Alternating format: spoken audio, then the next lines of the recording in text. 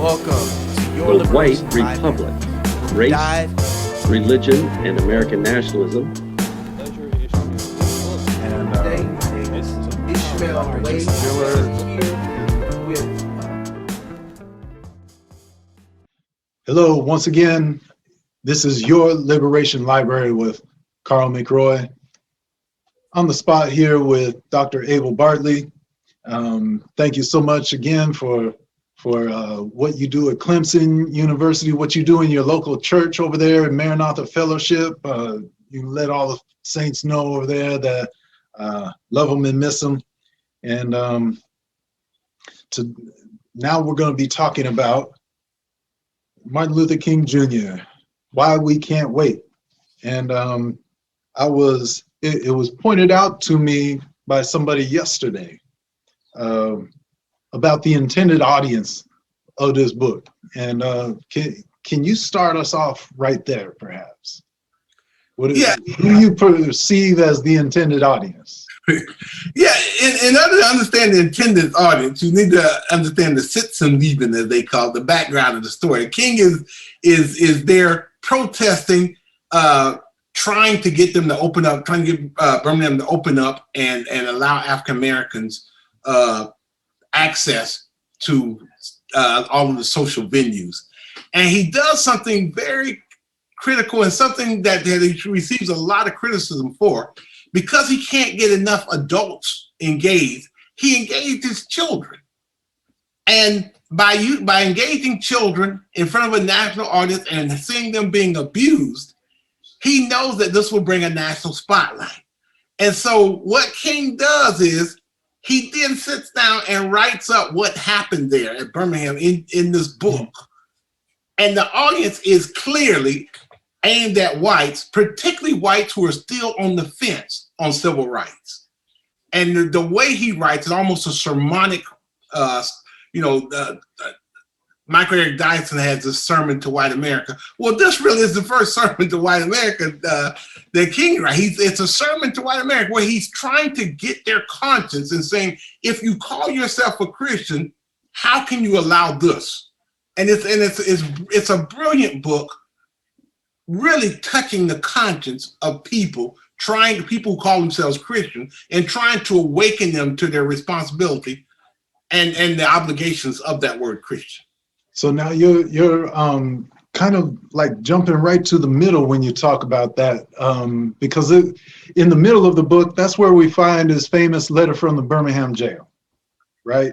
Yeah. And and that was directly in response to, tell us what that was direct response, because I mean, you kind of give us a general background, but the letter to the Birmingham jail, we can appreciate it for the eloquence that is involved in the writing. And in fact, in a literature class that I had, that was one of the examples of good persuasive writing. Yeah, so we weren't given, like, they didn't necessarily set the table. Of course, we knew discrimination, segregation was the general thing, but he spoke directly to, what was it, 8 leaders in particular? 8 clergymen. All right, yeah. Tell us about that. Now, what happened was there was an election in the city, and people were saying, give us time, give this election time to elect new leaders and change the community. And we don't need you here disturbing the community. Let us work it out ourselves. And so King reads the letter and he's shocked that these ministers would critique him for trying to push civil rights. And so he's writing on toilet paper, he's writing on the back of napkins, he's writing on anything he can get his hands on, and he's writing a response to their critique of him. And it's one of the most brilliant responses that anyone could write, because he harps back on Jesus' message, Paul's message, and he's saying, how can anyone be an outsider if they're a Christian in a world where people, where you're trying to spread the gospel? And it is just a brilliant piece of writing in which he undercuts all their arguments about going slow or whatever. It's like, I told my class one time, it's like a person who you find out that they're a serial killer, and you say, well, give him time to stop killing. No one else does that. He's saying you can't, it's time to move now, and you all should be on my team, not critiquing me. We don't have time to wait, till he fills up his house with bodies. We need to stop this murder now. And so that's what he's saying. We need to attack these issues, the segregation, this discrimination now. And instead of you all critiquing me and criticizing me for using kids and for doing all things I'm doing, you should be on my side. You're worse than the people who are against me, because to sit on the sideline at a moment of significance is worse than being someone throwing the rocks. And that's why I think the letter is so brilliant. So now, there are several reasons in this book why it should get a fresh reading, perhaps by generations who their only exposure to King is the last few lines of the March on Washington, the "Let Freedom Ring" part. It's amazing how many of us haven't even listened to or read the beginning of that speech. Right. But of course, what he had to say was way deeper than even what was in that speech. But we're still dealing with the things that he said, we can't wait. He's back in the 60s saying, we can't wait on these issues. And now society is looking at some of the protests going on, especially the fact that Black Lives Matter and others, they formed outside of the church. And they're not as interested in saying things as nicely. No. All right. and so, sometimes we'll speak softly, other times we do, we're going to cuss as we sing and as we chant or whatever. But the thing is that there's been waiting for so long. King said, well, we've already been waiting for 300 years. We can't wait any longer. But let's go to the specifics. I want to bring this out to you. So this actually reminded me of Malcolm X when I read it. Is talking about the Negro had been deeply disappointed over the slow pace of school desegregation. And he said, at the beginning of 1963, this is page 4, at the beginning of 1963, 9 years after this historic decision, approximately 9% of Southern Negro students were attending integrated schools. If this pace were maintained, it would be the year 2054 before integration in Southern schools would be a reality. Now, so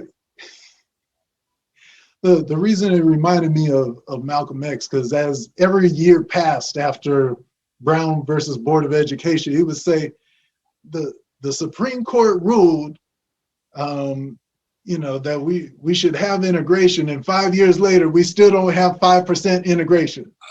And so here is King 9 years later saying, we don't have 9% integration. And he's plotting a mark of 2054, but I think that reset button has been pressed so many times. Do you think that we can make it to 2054 and would actually have it at that point? No, and unfortunately, the people who gave us the bone were the actual people who took the bone away. The Supreme Court in 1954, they in Brown won. They said, we got to start to move towards integration, but then they used the word all deliberate speed, and that's all the South heard. Oh, because first when you look up deliberate, it means slow. So they said, oh, take it slow, and they've been taking it slow since. That's why you got Brown too, and they continued to take it slow. 1955. The South has shown incredible resilience at doing the right thing. And unfortunately for African Americans, we have made incredibly little progress on things like school integration, things like integrating our neighborhoods, things like equality for pay and job, all those things, because each time we figure out a door they figure out a way to lock that door. And so this is what we I don't want to get out too out of pocket, but last week everybody was very excited about the Chauvin decision. And I was telling a couple of my friends, I said, this does remind me of the Malcolm X statement that, only in America can you plunge a knife 9 inches in the guy's back, pull it out 3 inches and say, wow, we got progress.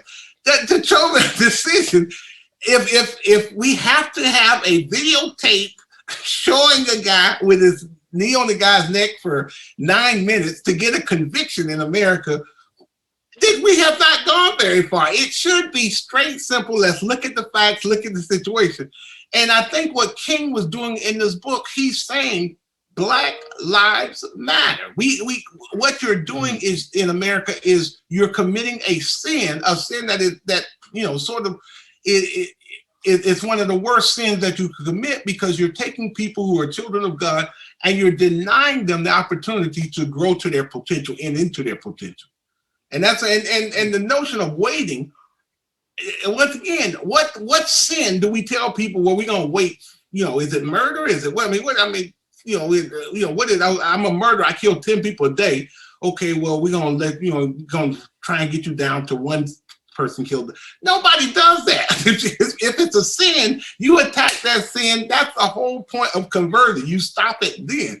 You don't give them time to stop.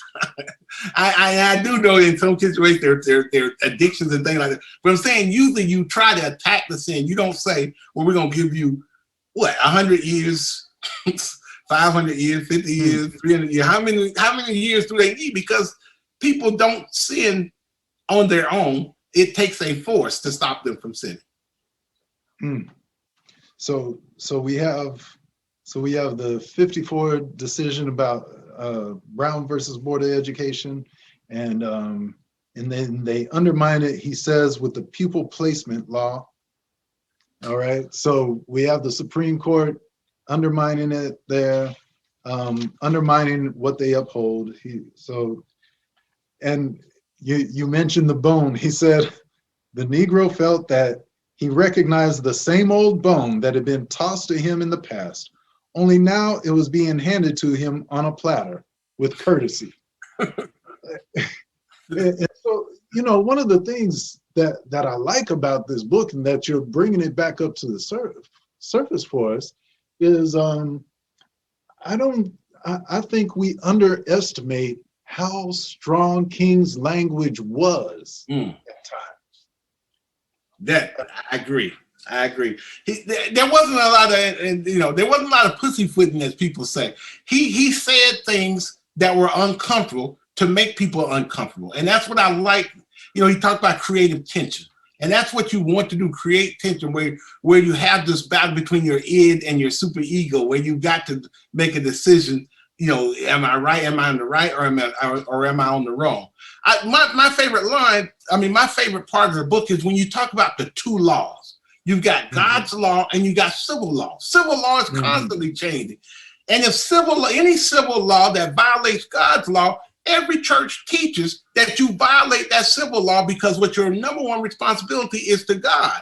But only in the South, I won't say only in the South, but in the South, they elevated those civil laws, segregation laws, above God's law.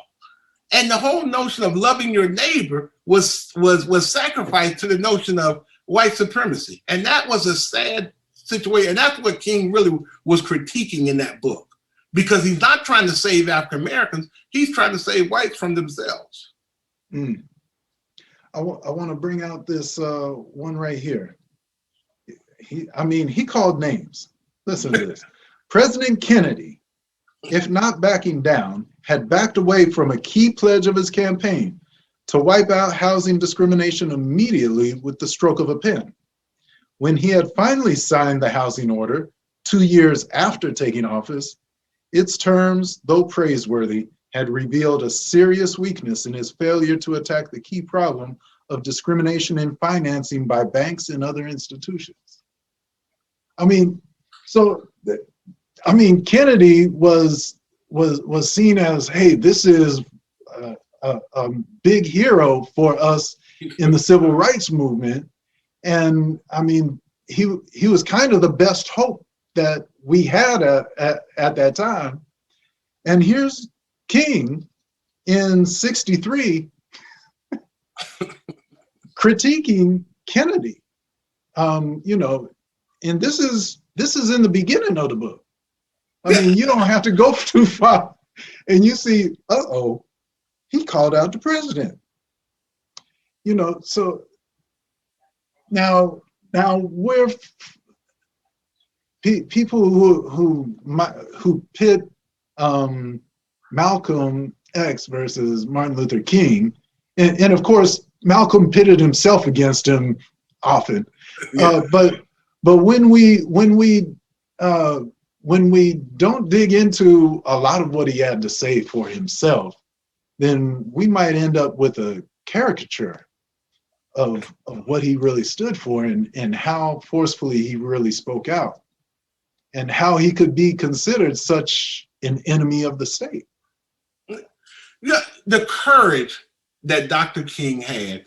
In fact, all those civil rights guys, I often tell my friends in my classes, you can't understand the courage. They could have killed Dr. King, and what would happen? If a white man had walked up to King in front of national television and shot King, nothing would, I mean, he would have been tried in Alabama in front of an all-white jury, and chances were he would have gotten off. The amount of courage that King and those guys had, where they said, my life is not as important as this movement, is really impressive. And the fact that Dr. King recognized that most of the things I'm fighting for, I'm probably not going to get them, but I'm hoping my grandkids will get them. Not my kids, my grandkids. He recognized that they were going to slow walk anything they did. Even the Civil Rights Act, they were going to slow walk it. And John F. Can we talk about John F. Kennedy? You know, I like John F. Kennedy, where he inspired, but there was a lot more smoke than fire with John F. Kennedy. Much of the legislation, much of the movement towards civil rights came after he died in November with Lyndon Johnson. And King recognized that. You know, people were beginning to think we might have been sold a bill of goods with Kennedy, because Kennedy refused to really push the envelope. And it wasn't until the next administration that the envelope was really pushed. And so King recognized that. I mean, keep in mind, while you're waiting, kids are getting beat in the head with billy clubs, bitten with dogs. And that was the thing that people didn't understand. This was not just some exercise in rhetorical analysis. This was real life. People were dying. Churches were being blown up. Kids were getting bit by dogs. What are we waiting for? People in that situation, they don't have the luxury of waiting. And that's what King wanted everyone to know. We can't wait, because the other part of that, why we can't wait, he said wait usually means never. And you have to look 50 years later, it has been now. I mean, he wrote that before I was born. And, you know, I've not seen a situation where we can say our schools are integrated and we found equality. I mean, I don't know about you, but I live here in South Carolina.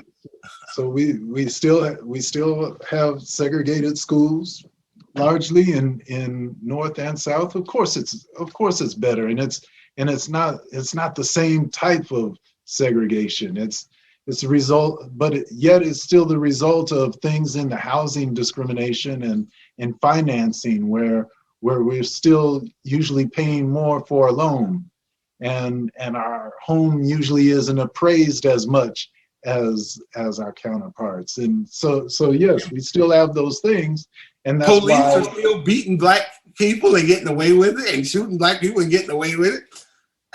Which he called out very distinctly in the book as well. You know, right. So that's 58 years ago, and we're still dealing with the same thing. So yeah, so there's none of these issues that we're talking about today, which he did not speak to and do so in a very straightforward manner back then.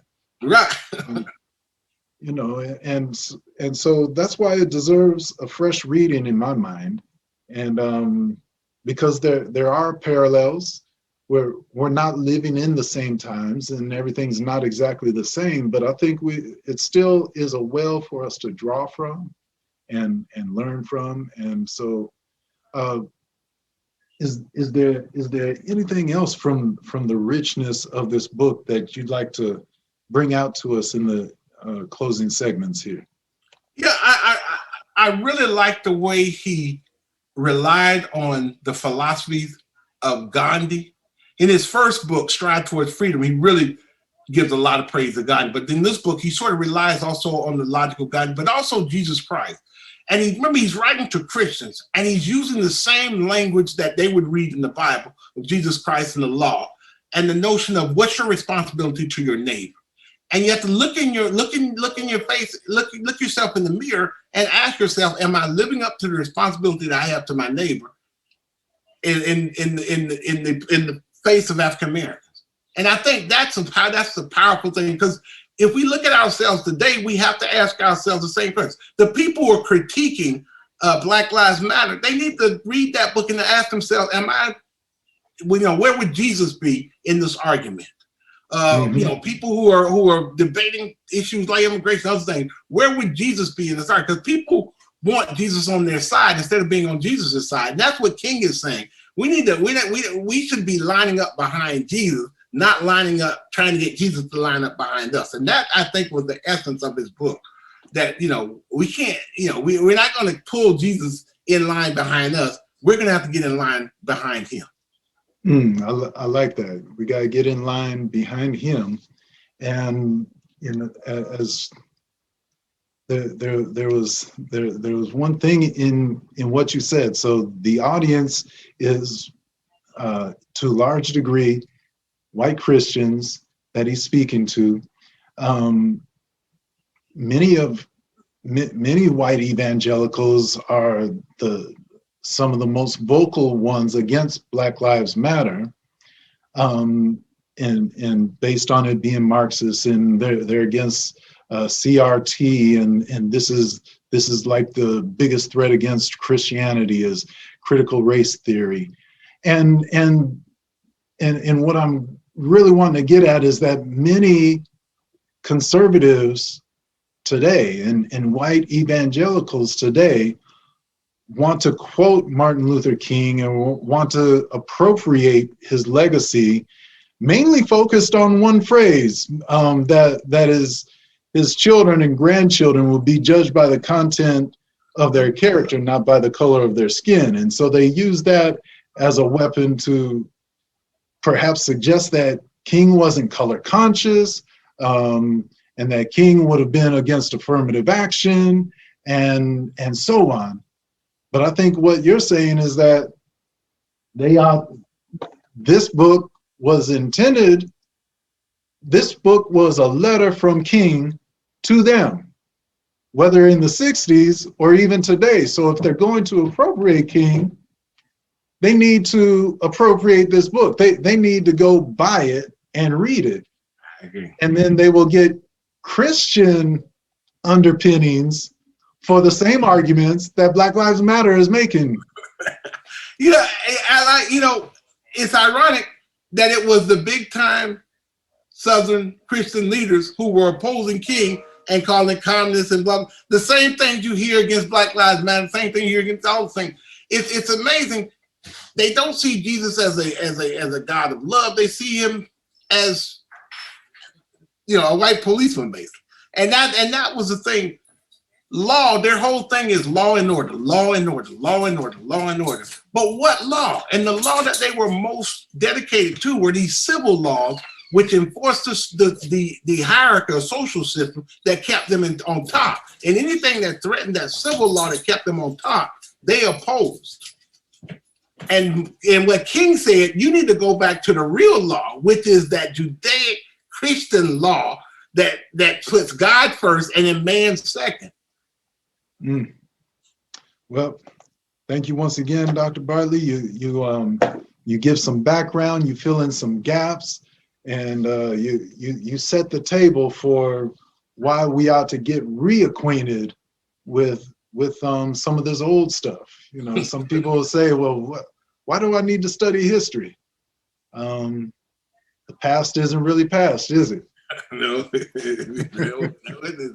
And the other thing is when people say that, it's it was no accident that when the children of Israel were walking through the Red Sea, God told them to grab stones at the bottom of the sea, because he wanted them to remember what they had gone through.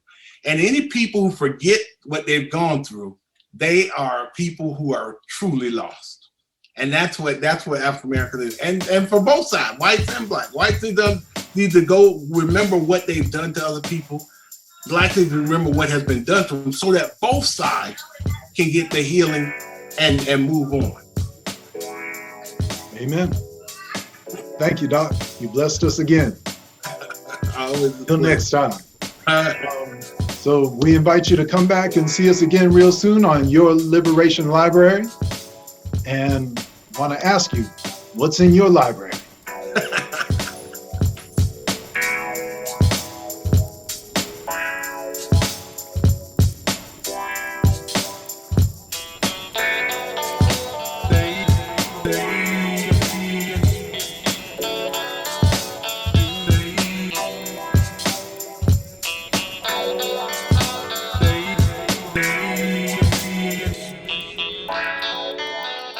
Say